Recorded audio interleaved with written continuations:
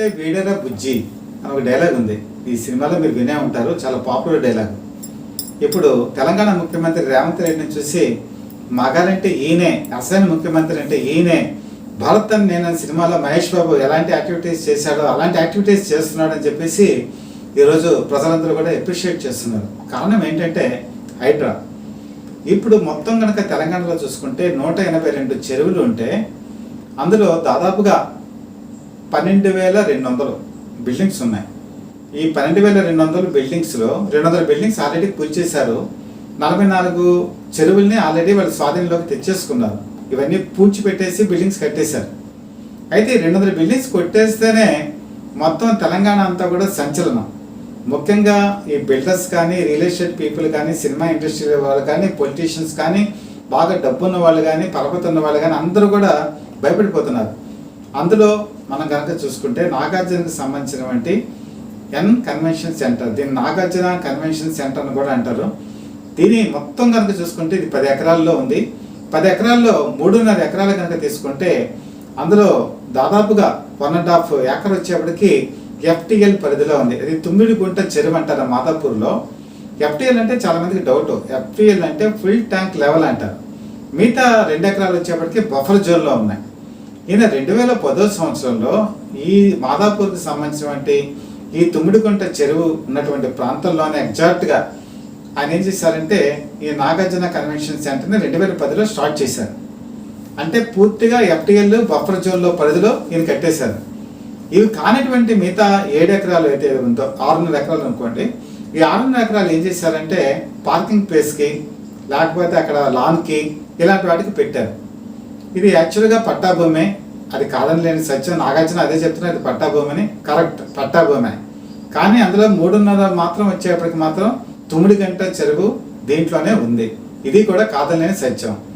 అయితే గనక మనం చూసుకుంటే 2010 అనేటప్పటికీ అప్పటికి వైఎస్ రాజశేఖర రెడ్డి హయాం అయిపోయింది. కిరణ్ కుమార్ రెడ్డి గవర్నమెంట్, రోసయ్య ఈ గవర్నమెంట్ నడుస్తుంది.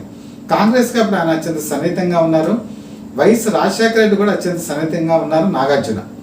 సో ఆ పరిధిలో ఆ టైంలో ఆయన ఏం చెప్పినా కూడా గవర్నమెంట్లో జరిగిపోయేది. కానీ తర్వాత 2014 సంవత్సరం వచ్చేప్పటికి టీఆర్ఎస్ ప్రభుత్వం అధికారంలోకి వచ్చింది. తర్వాత పేరు బీఆర్ఎస్ కింద మార్చుకుంది, అది వేరే విషయం. కేసీఆర్ ముఖ్యమంత్రి అయిన తర్వాత ఆయన పెద్ద పెద్ద స్టేట్మెంట్ ఇచ్చాడు. రామోజీ ఫిల్మ్ సిటీని 1,00,000 నాగలతో దున్నిస్తా, ఎవరైనా సరే చట్టాన్ని అతిక్రమిస్తే వాళ్ళని కాలుతో తొక్కేస్తా, ఇలాంటి భారమైన డైలాగులన్నీ కూడా వదిలాడు. అదే టైంలో కేటీఆర్ ఏం చేశారంటే ఒక హెచ్చరిక కూడా జారీ చేశాడు. ఎవరైతే వైలేషన్ చేసి బిల్డింగ్స్ కట్టారో వాటిని పడగొడతానని.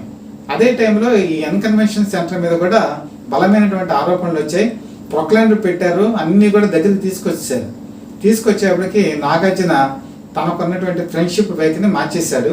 అంతకుముందు రాజశేఖర రెడ్డితో సన్నిహితంగా ఉన్నటువంటి వ్యక్తి తర్వాత కేటీఆర్తో చెరుపు చేశాడు. బాయ్ అన్నాడు. నువ్వు నేను మంచి ఫ్రెండ్స్ అన్నారు. ఇద్దరు కలిసి ఫొటోస్ దిగారు. చివరికి వాళ్ళని సాటిస్ఫై చేయడానికి నాగార్జున రాజన్న అనే సినిమా కూడా తీశాడు. తెలంగాణ ఉద్యమం నేపథ్యంలో వచ్చేటువంటి ఈ సినిమా దీనికి సంబంధించి ఫంక్షన్లో అమితాబ్ బచ్చన్ పిలిచారు ముఖ్య అతిథిగా. దానికి కేసీఆర్ కూడా పిలిచారు. కేసీఆర్, నాగార్జున, అమితాబ్ బచ్చన్ ముగ్గురు చేయి కలుపుకున్నారు. నాగార్జున్ని తెలంగాణ బ్రాండ్ అంబాసిడర్ కింద కూడా పెట్టారు. దాంతో శ్రేయస్ కుదిరింది. ఇంకెక్కడ చూసుకున్నా కూడా కేటీఆర్తో కలిసి పలానా ఫోటోలు దిగటం, పలానా ఫంక్షన్స్కి ఇన్వైట్ చేయటం, అన్నపూర్ణ స్టూడియోకి పిలవటం, ఇలా చెలిమి చేశాడు.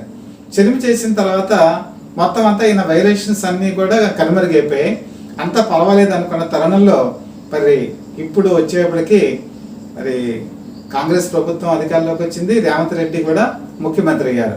రేవంత్ రెడ్డి కూడా ఇలాగే వదిలేస్తాడేమో అని చెప్పేసి నాగార్జున ఏం చేశారంటే ఎందుకైనా మంచిదని చెప్పి అమలను వెంట పెట్టుకుని ఒక పుష్పగుచ్చం తీసుకెళ్ళి ఇచ్చాడు. కానీ రేవంత్ రెడ్డి ఏ మాత్రం కూడా ఈ ఫ్రెండ్షిప్కి లేకపోతే ఇలాంటి వాటికి ఆయన తలొగ్గల. యాక్చువల్గా కనుక చూసుకుంటే రేవంత్ రెడ్డి తన అమ్మాయి వివాహాన్ని, కుమార్తె వివాహాన్ని కూడా ఈ నాగార్జున కన్వెన్షన్ సెంటర్లోనే ఆయన నిర్వహించాడు. వీళ్ళ ఆదాయం సంవత్సరానికి 100 కోట్ల రూపాయల ఆదాయం వస్తుందట ఈ నాగార్జున కన్వెన్షన్ సెంటర్స్లో. ఇప్పటికీ దీని మీద ఖర్చు పెట్టింది 400 కోట్లు అయితే ఇప్పటికీ ఆల్మోస్ట్ చాలా ఆదాయాన్ని గడించేశాడు. అయితే అప్పటికీ కూడా చాలా హెచ్చరికలు ఇండైరెక్ట్గా వచ్చినా కూడా నాగార్జున కేర్లెస్గా వదిలేశాడు. ఎందుకంటే తన ప్రముఖ సినీ నటుడు, తన జోలికి రారని చెప్పి అనుకున్నాడు. కానీ అనుకోనిదే జరిగింది. మరి హైడ్రాకి సంబంధించినటువంటి ఏవి రంగనాథ్ దాదాపు 100 మంది పోలీసులతో అలాగే బుల్డోజర్స్తో జేసీబీలతో విరుచుకుపడ్డాడు. అది ఉదయం పూట 6 గంటలకి 6 గంటల 10 నిమిషాలకి నాగార్జునకి వర్తమానం అందింది. సరే వెంటనే హైకోర్టులో lunch motion petition, lunch motion అంటే ఏం లేదండి, ఆ రోజు శనివారం అయ్యేటప్పటికి కోర్టులు ఉండవు. సో ఇంటి దగ్గర జడ్జి దాన్ని పరిశీలిస్తారు.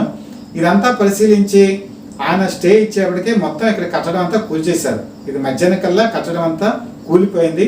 మొత్తం అంతా కూడా మరి ఇంకా ఏం చేసే పరిస్థితి కూడా లేదు.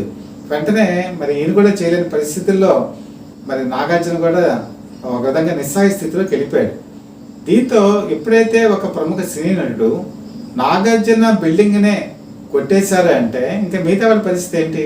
ఇప్పుడు పొలిటీషియన్స్ వదిలిపెట్టడంలా, అలాగే ప్రముఖ సినీ నటులను వదిలిపెట్టట్లా, రియల్ ఎస్టేట్ వాళ్ళని వదిలిపెట్టట్లా, ఏ ఇన్ఫ్లుయెన్స్ కూడా వాళ్ళు లెక్క చేయటంలా. అంటే గతంలో మరి చాలామంది సినిమా స్టార్లు కానీ వీళ్ళందరూ అప్పుడు ముఖ్యమంత్రులు అంతా కూడా ఒక విధమైన సెలబ్రిటీగా పరిగణించేవాళ్ళు. వాళ్ళు ఆ పార్టీకి ఉపయోగపడతారనో, ప్రచారం చేస్తారనో ఇలాంటి ఐడియాస్ ఉండేవి. కానీ రేవంత్ రెడ్డి ఇప్పుడు ఏది కేర్ చేయడంలా. ఆయన ఒకటే లక్ష్యం, ఈరోజు చెరువులోని కబ్జా చేసిన వాళ్ళ నుంచి విముక్తి కలిగించడం. వర్షం పడితే దానివల్ల చాలా రోడ్ల మీదకి నీళ్ళు వచ్చేసి చాలామంది ప్రాణాలు కోల్పోయినటువంటి పరిస్థితి రావటం. దీనివల్ల ఈ 182 ఎకరాలని చివరికి ఈ కబ్జాలు చేసినటువంటి ప్రాంతాన్ని తిరిగి వెనక్కి తీసుకోవడం, ఇదే లక్ష్యంగా ఆయన పనిచేస్తున్నారు.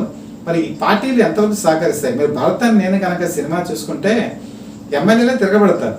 అంటే వాళ్ళకి ఇష్టం ఉండదు. ఏ ఎమ్మెల్యేనా ఒకటే, ఏ పార్టీలో ఉన్నా ఒకటే, టీఆర్ఎస్లో ఉన్నా, కాంగ్రెస్లో ఉన్నా, మజ్లిస్ పార్టీలో ఉన్నా వాళ్ళందరూ ఒకటే ఏము. కానీ మరి ఒక రకంగా పులి మీద స్వారీ చేస్తున్నాడు రేవంత్ రెడ్డి. నాగార్జున కన్వెన్షన్ సెంటర్ని కొట్టిపారేసి తనంటే ఎవరికి తనకి లెక్కలేదు, తను ఎవరికి భయపడనని చెప్పి ఒక సవాల్ ఇస్తున్నాడు. మరి ఆ పార్టీలో ఎమ్మెల్యేలు ఇప్పటికీ ఒక విధంగా చూసుకుంటే మెజారిటీకి కొంచెం పైన ఉన్నా కూడా ఒక విధంగా ఇబ్బందికర పరిస్థితే. మరి ఎమ్మెల్యేలు ఎంతమంది దీనికి సపోర్ట్ చేస్తారు? ఇప్పటికే ఒకరొకరు ప్రారంభమయ్యాయి. కాంగ్రెస్ పార్టీలో అంతర్గతంగా కూడా రేవంత్ రెడ్డి చేసే చర్యలకి భయపడిపోతున్నారు. రేపు మా పరిస్థితి ఏంటి? మేము కూడా ఇలా కట్టుకున్న విల్లాలు దాదాపు 200 కోట్లు పెట్టి కట్టిన విల్లాలు కూడా ఉన్నాయి. మాదాపూర్ దగ్గర నుంచి తీసుకున్నా, లేకపోతే గండిపేట తీసుకున్నా, ఇలాంటి చోట్ల ఇంటీరియర్ డెకరేషన్కే 15-20 కోట్లు పెట్టేశారు. అధికారులు లంచాలకి మరిగారు. ఇష్టం వచ్చినట్టు అప్రూవల్స్ ఇచ్చేశారు కదా ప్రభుత్వాల్లో. 40 సంవత్సరాల్లో ఏ ముఖ్యమంత్రి చేయనటువంటి పని ఈరోజు రేవంత్ రెడ్డి చేస్తున్నాడు.